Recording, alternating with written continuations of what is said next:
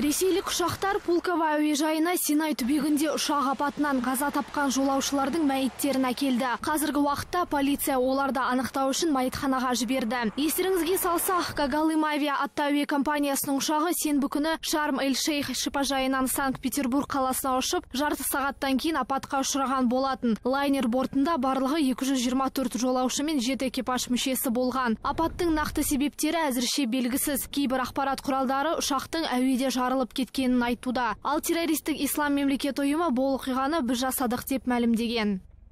Ал Румынияда өрт құрбандарының саны 29 адамға жетті. Апат 30 қазан күні Бухарест қаласындағы түнгі клубтарының бірінде болған. Алдын ала ақпарат бойынша өртке пиротехникалық от шашу себеп болды. Оқиға кезінде клубтың ішінде 500-ге жуық адам болған екен. Олардың көбі жасөспірімдер. Қаза тапқандармен қатар 180 азамат жарақат алған. Осыған қатысты Румынияда сенбі күні қаралы күн жарияланды. Мыңдаған адам Бухарест көшелерінде шеру өткізіп, құрбандарды еске алды. Қазіргі уақытта оқиғаға байланысты қылмыстық іс қозғалып, себептері анықталуда.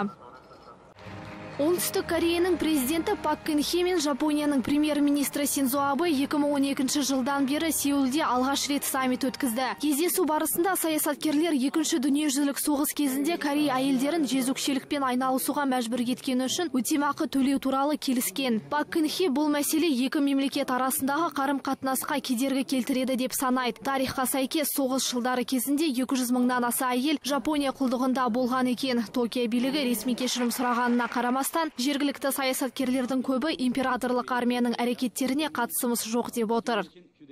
Түркия премьер-министрі Ахмет Даутоғлы Анкара қаласында жиналған мыңдаған халық алдына шығып, сайлауда қолдау көрсеткені үшін алғыс білдірді. Ол жаңа парламенттің басты мақсаты әскери тәртіп кезінде жазылған конституцияны өзгертіп, еркіндікке талпыну деп айтты. Орталық сайлау комиссиясының мәліметіне қарағанда, әділеттілік және даму партиясы 49% дауыс жинаған. Енді консерваторлар жаңа үкіметте 316 депутаттық орынға ие болмақ. Билік жүргізуші партия Түркияны президенттік республикаға айналдыруға қарастырып отыр.